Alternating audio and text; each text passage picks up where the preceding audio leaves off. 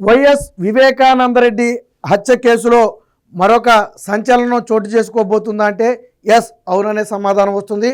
ఆ రోజుల్లో దస్తగిరి అప్రూవర్గా మారటంతో ఈ కేసు మొత్తం కూడా టర్న్ అయింది. మిగిలిన వాళ్ళందరూ కూడా ఆ హత్యతో సంబంధం లేదన్నట్టుగానే ఉన్నప్పటికీ కూడా ఏం జరిగిందనేది ఆ రోజు దస్తగిరి పోసగుచ్చినట్టుగా చెప్పాడు. పశ్చాత్తాపంతో అప్రూవర్గా మారాడు. ఇప్పుడు దస్తగిరి బాటలోనే సునీల్ యాదవ్ కూడా వెళ్ళబోతున్నాడా అంటే ఎస్ అవుననే సమాధానం వస్తుంది. నిన్న మీడియాతో మాట్లాడుతూ కడప ఎస్పీని కలిసి నాకు భద్రత కావాలి, ప్రాణహాని ఉందని చెప్పి బయటకు వచ్చి మీడియాతో మాట్లాడుతూ కొన్ని సంచలన విషయాలను అయితే చెప్పడం జరిగింది. ఈ కేసులో ఎవరి పాత్ర ఉంది, ఎవరెవరు ఇందులో పాల్గొన్నారు, ఈ హత్య చేయటం వల్ల ఎవరికి లాభం అనే అన్ని విషయాలను పోసగుచ్చినట్టుగా నేను కోర్టులో చెప్పడానికి సిద్ధంగా ఉన్నానని ఒక సంచలన వ్యాఖ్యనైతే నిన్న సునీల్ యాదవ్ చేయడం జరిగింది. ఇప్పుడు ఇదే వైసీపీ వర్గాలను నిద్రపట్టినట్ల ఎవరైతే వివేకానందరెడ్డి హత్య కేసులో దోషులుగా ఉన్నారో వారందరికీ కూడా ఇప్పుడు సునీల్ యాదవ్ చెప్పినటువంటి మాటలు వింటే ఒక రకంగా నిద్రపట్టని పరిస్థితి. ఒకవేళ నిజంగానే సునీల్ యాదవ్ గన కోర్టులో పూర్తి స్టేట్మెంట్ కనుక ఇవ్వగలిగితే ఈ కేసు మరింత వేగవంతంగా ముగించడానికి, ఇందులో దోషులను వెంటనే శిక్షించడానికి అవకాశం ఉంటుంది. ముఖ్యంగా బయట తిరుగుతున్నటువంటి అవినాష్ రెడ్డి లాంటి వాళ్ళని అరెస్టు చేసి జైలులో పెట్టడానికి కూడా అవకాశం కలుగుతుంది. ఇప్పుడు అదే వైసీపీ నేతలను అయితే భయపడుతుంది. ఇక ఎవరు ఈ సునీల్ యాదవ్ అంటే వివేకానందరెడ్డి హత్య కేసులో A2గా ఉన్నటువంటి వ్యక్తి. వాస్తవానికి సునీల్ యాదవ్ కుటుంబం గతంలో రాజశేఖర రెడ్డి కుటుంబంతో కావచ్చు లేదా జగన్మోహన్ రెడ్డితో కావచ్చు దగ్గరగా ఉన్నటువంటి కుటుంబమే. మీకు గుర్తుందో లేదో సునీల్ యాదవ్ తల్లి మీద ఒక ఎలిగేషన్ చేశారు. వివేకానందరెడ్డితో సంబంధాలు కలిగి ఉందని చెప్పి ఒక ఆరోపణ చేసి కోర్టులో కూడా పిటిషన్ వేశారు.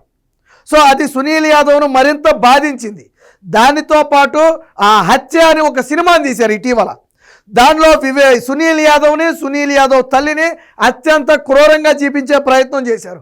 వివేకానందరెడ్డి హత్య కేసులో మొత్తం 8 మంది పాత్ర ఉందని చెప్పి తెలిస్తే 4 పాత్ర మాత్రమే ఉన్నట్టుగా ఆ సినిమాలో చూపించారు. సో ఈ సినిమాని పూర్తిగా బ్యాన్ చేయాలి, నన్ను నా తల్లిని అత్యంత నీచంగా చిత్రీకరించారని ఆల్రెడీ సునీల్ యాదవ్ మీడియాతో కూడా మాట్లాడుతూ చెప్పడం జరిగింది.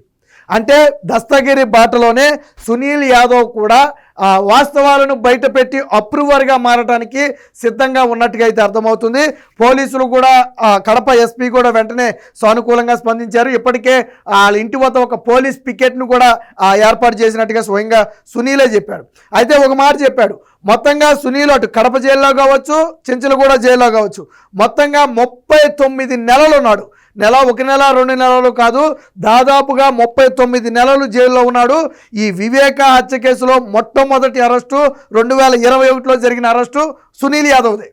సునీల్ యాదవ్ అరెస్టుతోనే ఈ కేసు ప్రారంభమైంది. సో అలాంటి సునీల్ యాదవ్ అయితే 39 నెలల తర్వాత విడుదలై వచ్చాడు. అప్పుడు జైల్లో జరిగినటువంటి ఘటనలు కూడా ఇప్పుడు బయట పెడుతున్నాడు.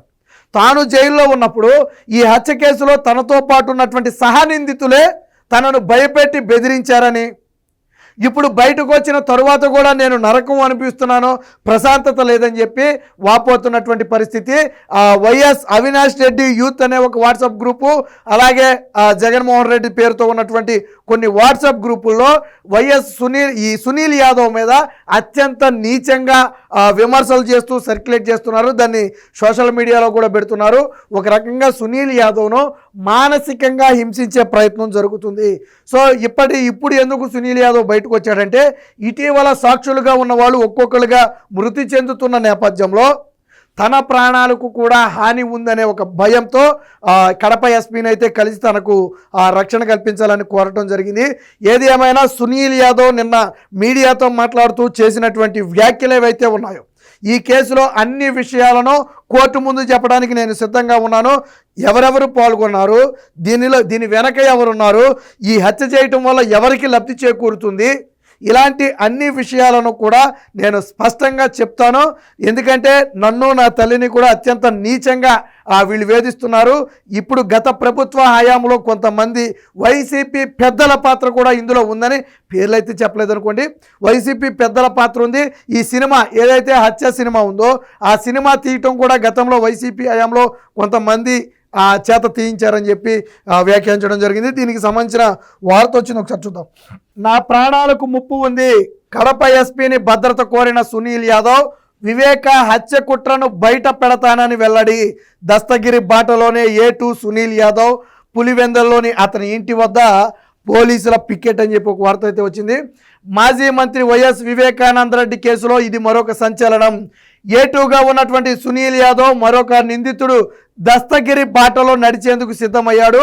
హత్యకు కుట్ర కోణాన్ని న్యాయస్థానంలో బయట పెడతానని స్పష్టం చేశాడు. తన ప్రాణాలకు ముప్పు ఉందని ఆందోళన వ్యక్తం చేశాడు. ఇందుకు కారకుల పేర్లను వివరించడంతో పాటు తనకు భద్రత కల్పించాలని చెప్పి కడప ఎస్పీ అశోక్ కుమార్ని అయితే కలిసి చెప్పడం జరిగింది.